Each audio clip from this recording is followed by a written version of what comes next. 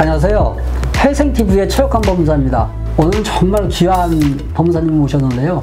김영영 법무사님, 개인회생 파산 쪽에서는 독보적인 존재로 소문나신 분인데요. 이 유튜브 채널에 대해서 거의 뭐 인식이 안 됐을 때 그때부터 이 유튜브를 하신 분입니다. 김영영 법무사님 소개해드리겠습니다.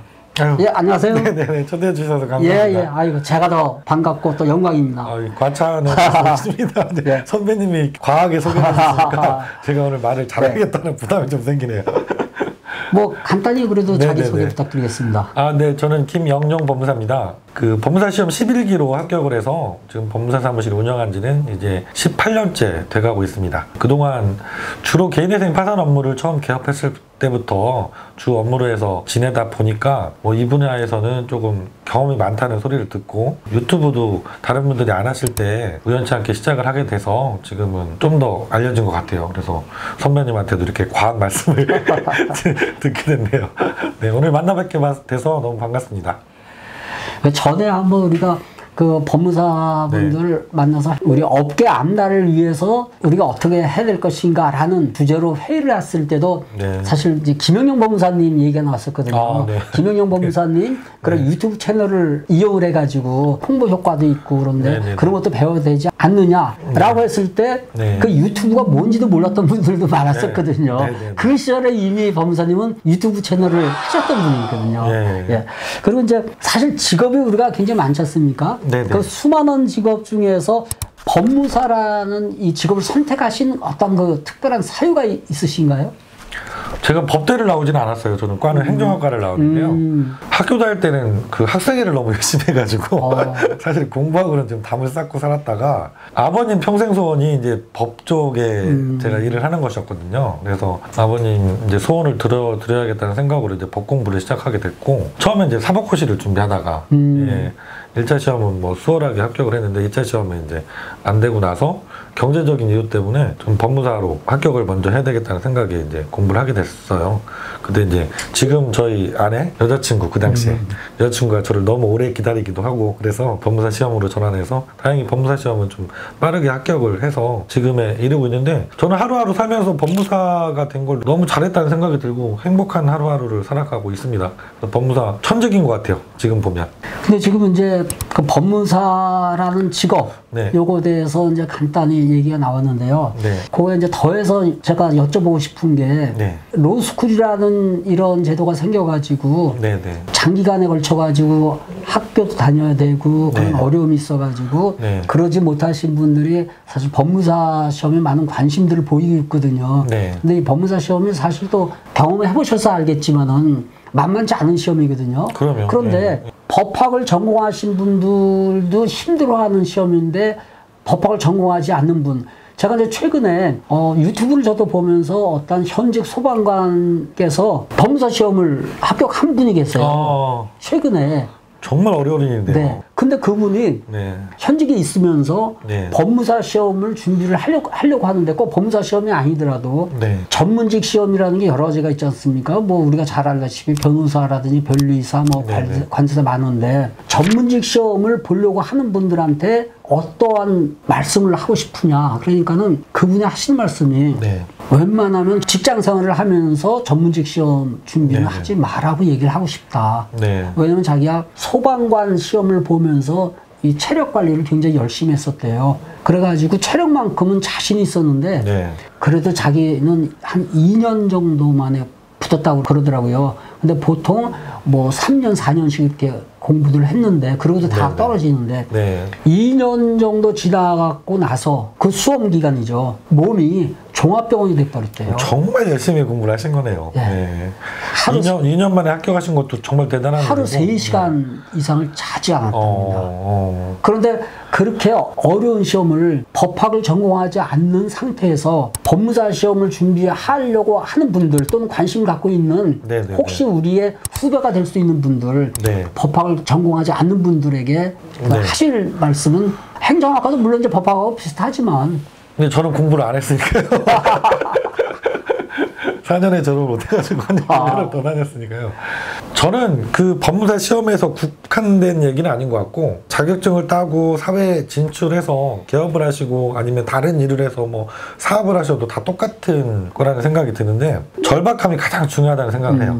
내가 목표를 세웠으면 그 꿈을 이루기 위해서 내가 얼마나 절실하고 절박한 상황인가, 내 마음이 그런가, 거기에 따라서 수험 기간도 차이가 날 수 있고 합격 여부도 결정이 된다는 생각이 듭니다. 저는 정말 절박했었거든요. 법무사시험 공부할 때 정말 절박했었습니다. 그러니까 아까 그 소방관님 얘기해 주신 것처럼 저도 비슷하게 공부를 했던 것 같아요. 수험 기간이 짧았던 이유 중에 하나가 정말 비슷하게 공부했던 것 같고, 잠을 정말 최대한 줄여가면서 이번에 떨어지면 갈 곳이 없다는 마음으로 그렇게 좀 절박하게 공부했던 게 제가 합격하는 길이었던 것 같고, 지금 준비를 하시려고 하시는 분들도 꼭 이거는 꼭 하겠다, 그런 마음을 항상 유지하시면 공부가 잘 될 수밖에 없습니다. 그 절박함이 있으면. 남들이 좀 설렁설렁하는 10시간이 나의 1시간으로 채워주고도 남을 수 있어요.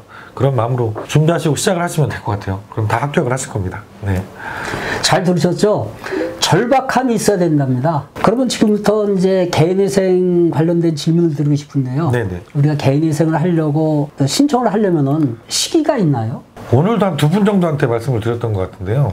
사실은 뭐 시기라는 게 법무사님도 같은 생각이실 거예요. 네. 내가 이거를 인터넷에서 개인 회생이라고 검색을 하셨다는 얘기는 그분이 진짜 상황이 어려우신 거거든요. 더 이상은 내가 카드값, 대출금 이자 못 낼 것 같다라는 판단을 스스로 이제 하고 계신 거예요. 다음 달부터는 연체가 될 건데 이런 상황이 되셔서 이제 찾아보시게 될 거예요. 그러면 그때가 바로 신청하실 때입니다. 고민하지 마세요. 왜냐면 제일 고민들 하시는 게 연체되면 톡톡 전화 와서 뭐 심지어 앞집에 딱지 붙을까봐, 집에 쫓아올까봐, 우리 자식들이 있는데 그런 일이 벌어질까봐, 부모님이 계신데 그런 일이 벌어질까봐 고민들 정말 많이 하시잖아요. 그 고민하는 시간을 줄이세요. 얼른 신청하시면, 뭐 개인회생 같으면 정말 좋은 제도 있잖아요. 금지명령. 이게 대부분의 경우에 사건에서 다 일주일 아니면 나기 때문에 일단 그 고민에서는 해결이 되세요. 그리고 하루빨리 정상적인 직장생활 하시고 사업을 영위하셔서 정상적인 생활로 복귀를 빠르게 하시는 게 가장 좋은 방법이라서, 내가 고민하기 시작했으면 내가 가능한지만 딱 상담을 받아보시고 바로 진행을 하시는 게 적기다, 그런 생각을 합니다. 사실 우리가 실무를 이렇게 하다 보면은 네. 연체 독촉 문자만 안 받아도 진짜 그 천국이죠. 그렇죠. 엄청나게 스트레스 받는다고 그러더라고요. 전 받아봤잖아요, 법사님 그거. 예전에 제가 그거 받아봤습니다. 8개월 정도. 그래서 그게 얼마나 그 심리적으로 무서운 건지 잘 알아요. 그래서 의뢰인들 언제 신청하는 게 좋을까 물어보시면 항상 제가 이렇게 답변을 드리거든요. 네, 그게 정답인 것 같아요. 개인 회생이라고 검색을 하셨다는 얘기는, 개인 회생을 신청할 시기가 꼭 정해져 있지 않지만은 지금 법무사님도 그 좋은 말씀 하셨고, 근데 계속 이런 일을 하다 보니까는 채권자 중에서 어느 날 갑자기 제1금융권, 소위 시중은행, 여기서는 나를 상대를 안 해줘. 그래서 이제 내가 갈 수 있는 데는 저축은행이나 캐피탈, 대부업체 이런 쪽으로 갈 수밖에 없다라고 판단되는 시기. 그렇죠. 그거는 이미 그때 이미 국가의 도움을 창피한 게 아니거든요. 아니죠. 근데 이게 개인회생 뭐 이렇게 하시는 거, 개인 파산도 마찬가지입니다만은 이게 인생을 다 산 것처럼 이렇게 얘기하는데 국가가 이게 필요하니까 만든 법이거든요. 채무자회생법이라는 게. 그래서 빨리 국가의 도움을 받아가지고 다시 경제 공동체 안에서 자기가 사회생활을 해야 되거든요. 뭐 개인회생이나 파산이라는 제도가 국가를 경영하기 위해서 꼭 필요한 제도이기 때문에 법제화돼서 운영을 하고 있는 거거든요. 왜냐하면 매년 수십만 명씩 신용불량자가 새로 생기는데 그분들을 구제해주지 않고 신용불량자가 계속 쌓여가고, 그분들이 양재에서 생활하지 못해서 음지에 숨어서 일용직으로 일하시면서 소득신고도 제대로 못하면서 그렇게 생활하시면 국가적인 입장에서도 세금 덜 들어오겠죠. 그분들이 열심히 일을 해서 많이 벌어서 돈을 써야지 경제가 굴러가 하는데 그게 안 되면 막힙니다.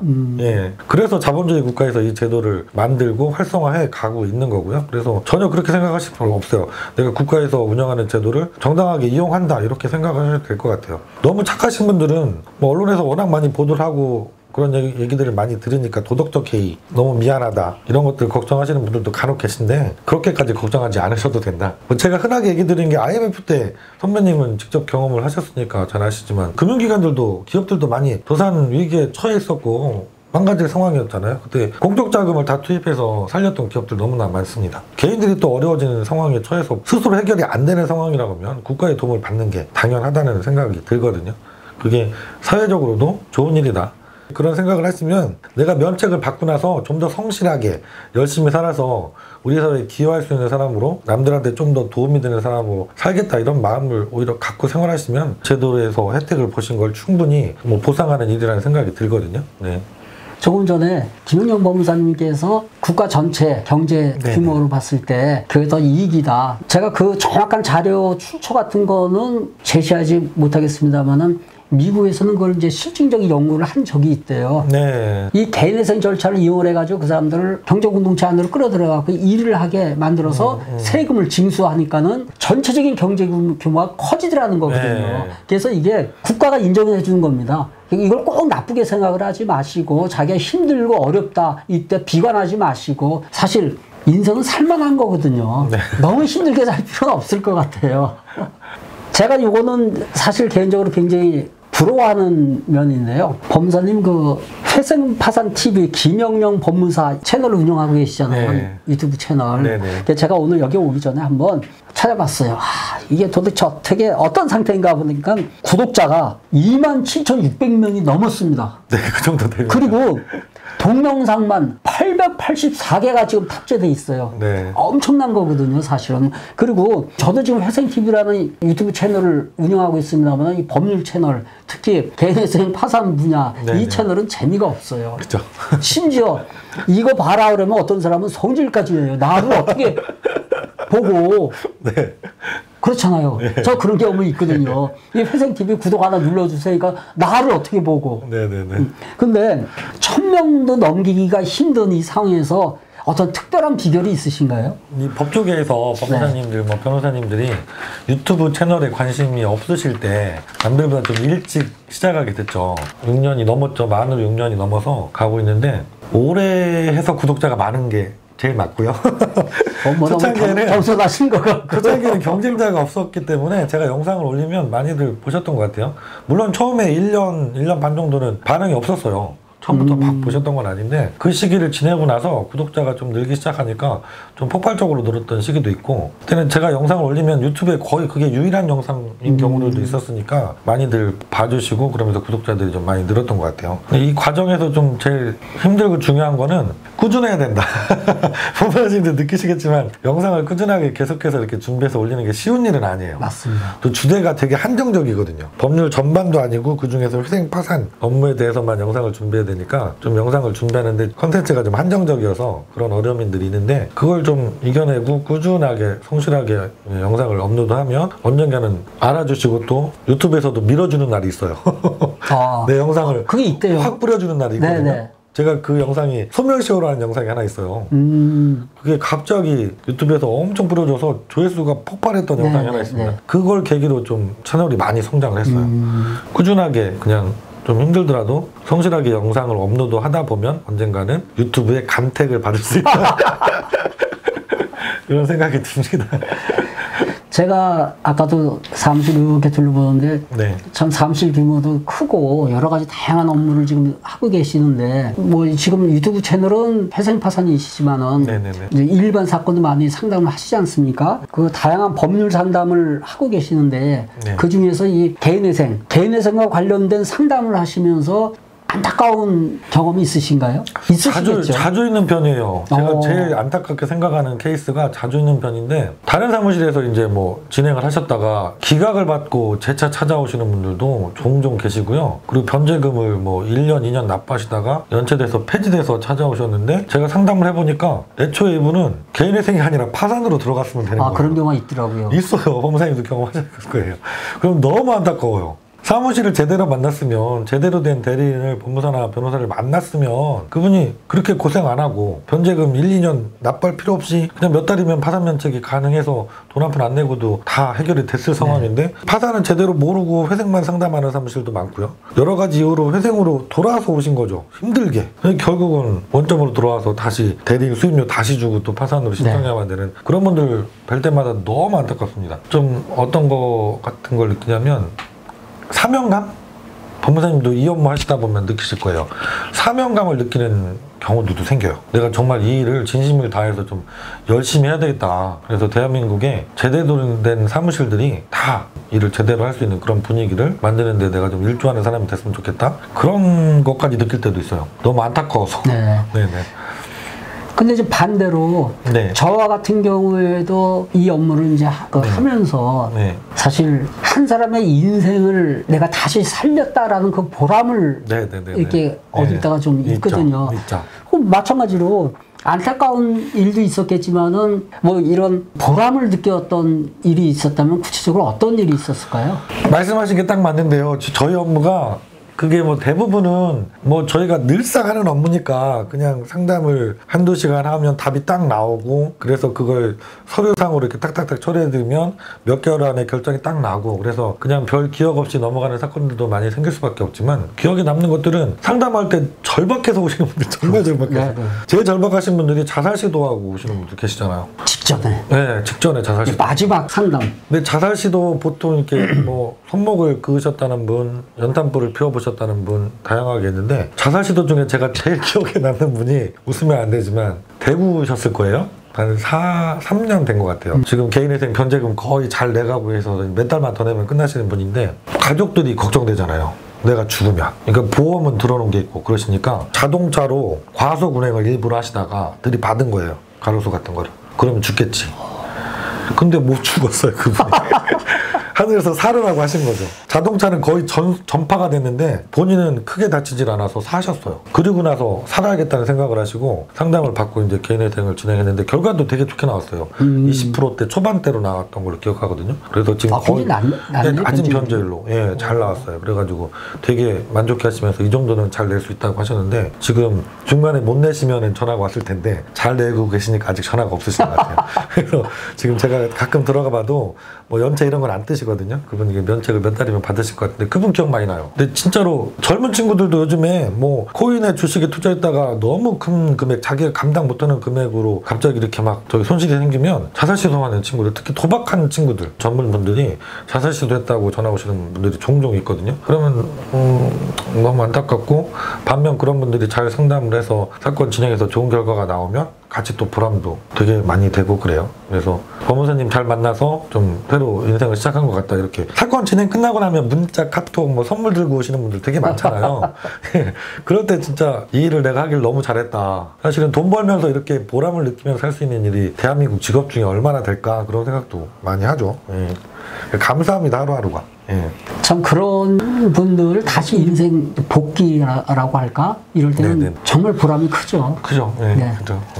최근에 우리가 모든 거를 인터넷으로부터 정보를 얻지 않습니까? 그래가지고 개인회생이라든지 이런 파산 관련된 사무실도 사실 인터넷 광고가 뭐 엄청나요. 거의 뭐 그냥 홍수처럼 이렇게 나오고 있는데 법률 시장에서 아마 제일 광고가 많은 시장이 회생파산일 거예요. 그래 이제 당사자 같은 경우에는 뭐 혼란스럽죠. 이게 도대체 제일 이분들이 걱정하는 게 이게 과연 믿을 수 있는 데냐. 이게 제일 먼저죠. 이분들한테 오랫동안 이 업무를 이제 담당하신 법무사님으로서의 대리인 사무실을 선택을 할 때 조심을 해야 될 그런 팁이 있다면 어떤 게 있을까요? 뭐 제가 의뢰인 입장이더라도 정말 힘들 것 같아요. 저도 예를 들어서 인터넷 광고들 정말 많이, 여행 숙박업소를 하나 정하려고 해도 호텔이라든가 리조트나 검색하려 해도 되게 많은 시간을 찾아보잖아요. 근데 이제 회생파산 쪽은 광고가 말씀하신 것처럼 너무 많아서 광고만 보고 찾아가면 이 잘못된 사무실을 만날 수 있는 환경이 좀 많이 만들어져 있는 것 같아요. 선택 기준 제가 늘상 의뢰인분들한테도 말씀드리는데 첫 번째는 내 중요한 사건 한두 달에 끝나는 것도 아니고 6개월 길게는 1년, 2년까지도 걸릴 수 있는 사건인데 내 사건 맡아줄 그 대리인, 법무사나 변호사 그분하고 직접 상담이 될 수 있는지 그게 첫 번째라는 생각이 들고요. 그리고 여러 군데 전화를 다 해보세요. 그래서 그게 가능한지 아닌지를 물어보시고 직접 방문도 해보시고 사무실에 방문해 보시면 어느 정도 느낌이 오실 거라는 생각이 들어요. 이 사무실이 제대로 일을 하는 사무실인지 아닌지 느낌도 오실 것 같고. 그래서 첫 번째 기준은 법무사나 변호사님, 대리인이죠. 대리인이 내 사건을 직접 상담해주고 관리를 하고 있는 사무실인지 그게 기준이 됐으면 좋겠고요. 두 번째는 또 중요한 게 뭐 아무래도 어려운 분들이 진행해야 되는 사건이니까 비용이죠. 비용. 근데 법무사님도 아시지만 이 서초동에서도 비용을 좀 과하게 받는 사무실들이 있잖아요. 근데 거기가 서비스가 질이 틀리냐? 그게 아니잖아요. 오히려 못한 사무실들도 있잖아요.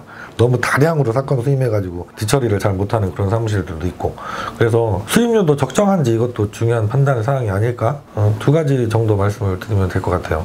대리인 사무실을 선택을 할 때 아주 좋은 팁을 말씀해 주셨는데, 네. 보통 우리가 이렇게 대리인 그러면은 변호사, 법무사, 네. 이제 이렇게 선택을 할 수밖에 없잖아요. 네네네. 시장이 이제 그 두 군데 전문 자격사에 의해서 지금 움직이고 있는 건 사실이니까요. 네네네. 그런데 변호사하고 법무사하고 차이가 있다라고 이렇게 인터넷에 올리는 사무실이 있어요. 네네. 지금도 있어요? 지금도 이제 얼마 전까지만 해도 법무사는 네네네. 판사 앞에서 진술을 할 수 있는 기회가 없는데 변호사는 언제든지 시험자 당사자를 위해서 가서 대신 이렇게 진술을 해줄 수 있다. 네. 그러니까 법무사는 그런 걸 하질 못한다. 그건 맞아요. 네. 맞는데 제가 회생위원을 3년 정도를 제가 네. 썼는데 한 번도 대리인 온 적이 없거든요. 네. 그리고 대리인을 상대할 이유가 법원은 없어요. 없죠. 모든 게 네. 서류로만 하기 때문에. 근데 저는 그렇게 생각을 하는데 변호사하고 법무사 네. 정말 뭐 어떤 그 차이가 있나요? 차이가 조금 있죠. 변호사 쪽이 아무래도 수임료가 좀 비쌉니다. 그 차이 말고는 없는 것 같아요. 왜냐하면 이게 소송사건이 아닙니다. 비송사건이거든요. 네. 그래서 서류로 다 심사가 되고 모든 기일은 회생파산의 당사자 본인 출석주의예요. 대리인이 단독으로 출석할 수도 없습니다. 심지어 저 책에도 보면 법원에서 발행하신 기본서에도 보면 기일의 대리인이 혼자 출석했을 때 어떻게 하라고 되어 있냐면 다음 기일을 다시 잡아라. 본인을 출석시켜라 이렇게 되어 있거든요. 그래서 대리인이 법원에 대신 나가준다? 뭐 대리인이 기일에 나가서 내 대신 얘기를 해준다? 이거는 회생파산 사건에서는 없는 일이에요. 그래서 변호사하고 법무사 차이가 말씀하신 것처럼 기일에 출석해서 대신 변론을 해줄 수 있는 건데 그럴 일 자체가 없습니다. 그래서 대한민국 변호사들도 누구도 개인회생 파산 사건 때문에 법원에 출석해서 대신 말을 해줄 수가 없어요. 해주질 않아요. 그러니까 차이가 없는 거죠. 변호사와 법무사와. 똑같이 대리권도 가지고 있고. 법무사기 때문에 변호사기 때문에 변호사를 선택할까? 법무사를 선택할까? 이건 고민할 필요가 없을 것 같아요. 아까 말씀드렸던 사무실 선택 기준 그게 더 중요하다는 거죠. 법무사나 변호사가 직접 상담하고 사건을 관리하고 있는 사무실인지 내가 필요할 때는 언제든지 그 변호사 법무사한테 전화해서 다시 또 제차 내 사건에 대해서 진행 상황이라든가 문제점들을 상의하고 거기에 대한 답변을 들을 수 있는 사무실인지 이게 가장 중요하다는 생각이 들고 변호사 변호사 차이는 제가 알기로는 없습니다. 네. 방금 전에도 이제 말씀하셨지만은 네. 민사 사건이다, 가사 사건이다 이런 경우 소송 절차에 있어가지고 이제 소송 대리권을 가진 변호사가 법정에 이제 대리로 출석할 수가 있거든요. 네네네. 그런데 이 개인회생을 보게 되면은 채권자 집행기일에 당사자 본인 출석주의거든요. 네네. 그래서 대리인이 아무리 나온다 하더라도 본인이 출석을 안 하게 되면은 기각사유거든요. 그렇죠. 그래서 그 부분에 대해서 오해를 안 하시길 바랍니다. 방금 전에도 쉽게 말씀하셨지만은 이게 거의 다 서류 심사기 때문에 네.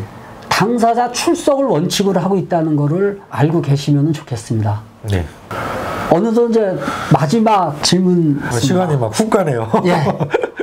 마지막으로 과중한 채무로 지금 힘들어하는 분들 네네. 많이 계시잖아요. 네네네. 지금 뭐 날씨도 엄청나게 추운데 이분들 얼마나 진짜 네. 고생을 많이 하시겠습니까?